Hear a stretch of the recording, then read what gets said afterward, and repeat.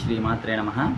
Yeah దేవీ సర్వభూతేషు మాతృరూపేణ సంస్థితే నమస్తస్యై నమస్తస్యై నమస్తస్యై నమో నమ. అందరికీ శరన్నవరాత్రుల శుభాకాంక్షలు. మరి శరన్నవరాత్రులు ప్రారంభమయ్యాయి. అమ్మవారి అనుగ్రహంతో అందరూ కూడా శరన్నవరాత్రులు చేస్తున్నారు. చాలా అంటే చాలా సంతోషం. అయితే చాలామందికి ఉన్న సందేహం ఏంటంటేనండి, సందేహం అని కాదు, ఏంటంటే అలంకారాల యొక్క విశేషం. చాలామంది అలంకారాలు చెప్తున్నారు, అలంకారాలు చేసుకుంటున్నారు, రోజుకొక అమ్మవారి అలంకారం అనేది చేస్తున్నారు. అసలు అలంకార వైశిష్ట్యం ఎందుకు, అసలు అలంకారం అనేది ఏమిటి అనేది ఎవరైనా ఒకసారి మీరు తెలుసుకోవాలనే సంకల్పంతో నేను చెప్పడం జరుగుతుంది. ఇది ప్రస్తుతం అంటే ఏంటంటేనండి, ఉన్న గ్రంథాలను ఆధారంగా చేసుకొని మన దేవీ భాగవతం, అదేవిధంగా బ్రహ్మాండ పురాణం ఇత్యాది గ్రంథాలన్నింటినీ ఆధారం చేసుకొనే కొన్ని అంశాలు చెప్పడం అనేది జరుగుతుంది. ఏంటంటే అసలు అలంకారం అనేటప్పటికి వచ్చేటప్పటికి ప్రస్తుత కాలంలో చాలా రకాలుగా చాలామంది చేస్తున్నారు. మన విజయవాడలో కూడా అమ్మను వివిధ రకాలుగా అలంకరిస్తారు. మరి మన శ్రీశైలంలో కూడా నవదుర్గలుగా అలంకరిస్తారు. ఈ అలంకరణ యొక్క విశేషం ఏంటంటేనండి, అలంకరణలో విజయవాడ అలంకరణ కానివ్వండి, మన శ్రీశైలం అలంకరణలో అమ్మవారి తత్వం రెండూ ఒకటే. ఇది మాత్రం ముందు మీరు అందరూ తెలుసుకోవాలి. అంతేగాని అక్కడ వేరేగా ఇక్కడ వేరేగాని కాదు. ఇక్కడ బాలాత్రిపుర సుందరి, అక్కడ బ్రహ్మచారిణి, ఇద్దరు ఒకటే. ఓకేనండి, ఇది మనం గమనించుకోవాల్సిన విషయం. అయితే మీకు తెలుసుకోవాల్సిన విషయం ఇంకోటి ఏంటంటేనండి, అలంకారాల యొక్క వైశిష్ట్యాన్ని నేను చెప్తాను. ఇప్పుడు మనిషి యొక్క జీవిత చక్రానికి అదేవిధంగా అలంకరణలకి చాలా దగ్గర సంబంధం ఉందనేసి మనకు ఉపనిషత్తులు చెప్తున్నాయట. ఓకేనండి, ఉపనిషత్తులు చెప్తున్నాయి.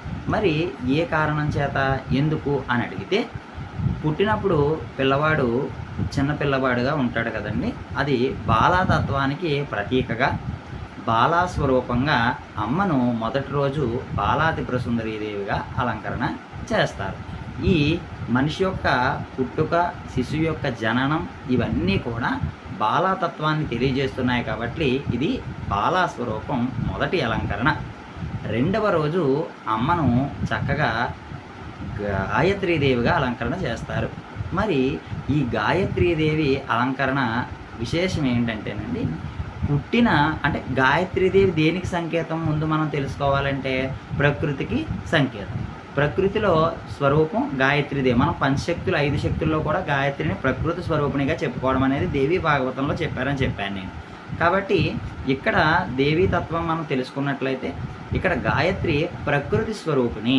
అంటే పుట్టిన పిల్లవాడు తర్వాత ఏం చేస్తాడండి, రెండవ దశకు వచ్చేటప్పటికి కొంచెం ప్రకృతిని ఆకలింపు చేసుకుంటూ ఉంటాడు. ప్రకృతి అంతా కూడా గమనిస్తూ కొన్ని పనులు చేయడం అనేది జరుగుతుంది. తర్వాత మూడవ అలంకరణకు వచ్చేటప్పటికి అమ్మతత్వంలో అన్నపూర్ణాదేవి. మరి ఈ ప్రకృతిలో ఉన్న జనులందరికీ కూడా ఆహారం అనేది ఉండాలి. ఆహారం లేకపోతే ఏ జీవికి మనుగడ అనేది లేదు. కాబట్టి ఆ అమ్మవారి యొక్క మూడవ అవతరణ అన్నపూర్ణాదేవి ప్రజలందరికీ ఆహారాన్ని సమకూర్చే మహాశాంభవి దేవి అన్నమాట. కాబట్టి మూడవ రోజు జనులందరి కోసం అమ్మని అన్నపూర్ణగా అలంకరణ చేస్తారు.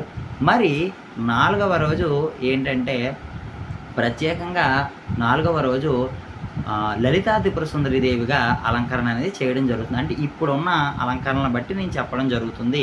కానీ గత కొంతకాలంలో అయితే ముందు స్వర్ణ కవచాలంకృత దుర్గాదేవిగా అలంకరణ చేసేవారు. ఇప్పుడైతే ఆ అలంకరణ తీసి చక్కగా లలితాదేవిగా చేస్తున్నారు. అయితే దాని విషయం పక్కన పెడితే, మరి త్రిభువన స్వరూపిణి అయిన లలితాదేవి 4వ రోజు మొత్తం అన్నిటికీ కూడా, అంటే మనిషిలో ఏ స్తంభనం అనేది ఏ విధంగా జరగాలి, మనిషి ఏ విధంగా ఉండాలి, ఆ మనిషి యొక్క కదలికలు కానివ్వండి, ఆ మనిషి యొక్క జీవిత విధానం కానివ్వండి, అంతా సరైన మార్గంలో పెట్టే త్రిగుణాత్మక స్వరూపిణి అయిన అంబ లలితాంబిక. ఈ అలంకరణను చక్కగా 4వ రోజు చేయడం అనేది జరుగుతుంది. తర్వాత 5వ రోజు ఇప్పుడు ప్రస్తుత కాలంలో చండీగా అలంకరణ చేస్తున్నారు.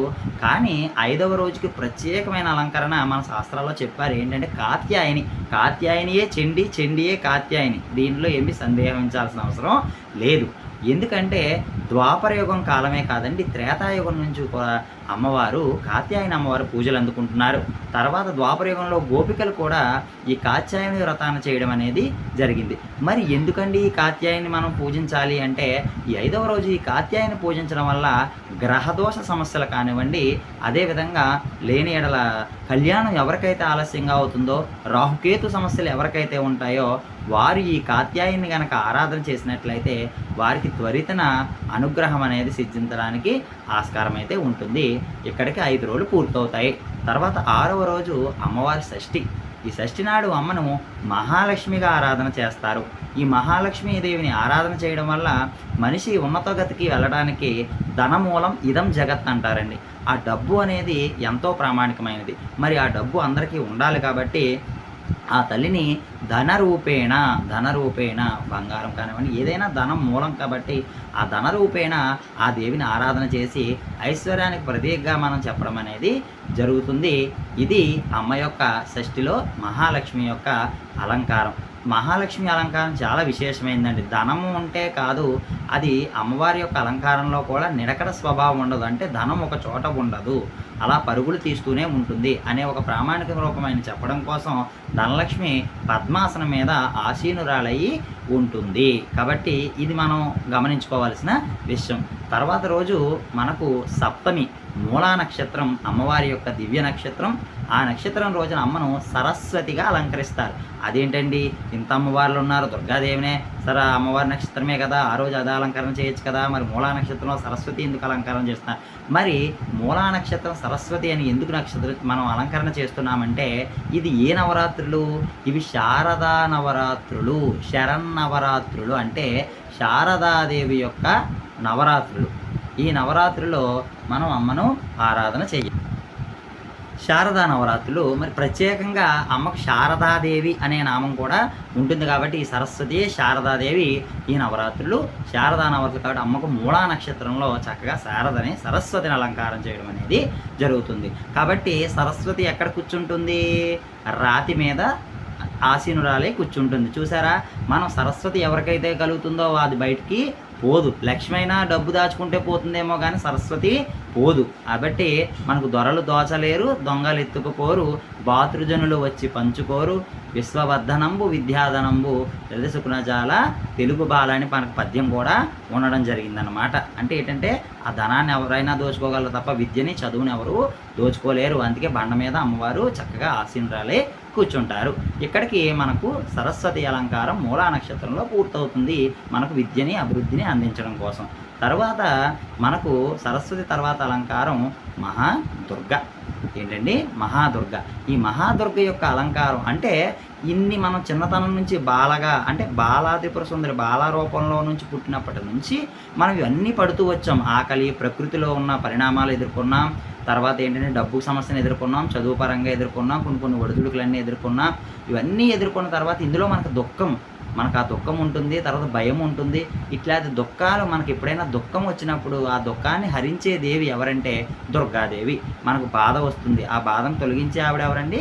దుర్గాదేవి. మరి ఆ దుర్గాదేవిని అష్టమి నాడు మహాదుర్గగా ఆరాధన చేస్తాం. ఆ ఆరాధన చేయడం వల్ల మనలో ఉండే దుర్గుణాలన్నిటినీ కూడా ఆ అమ్మ నశింపజేస్తుంది. మనలో ఉండే దుర్గుణాలని నశింపజేస్తుంది కాబట్టి అమ్మను మహాదుర్గగా అలంకరణ చేస్తారు.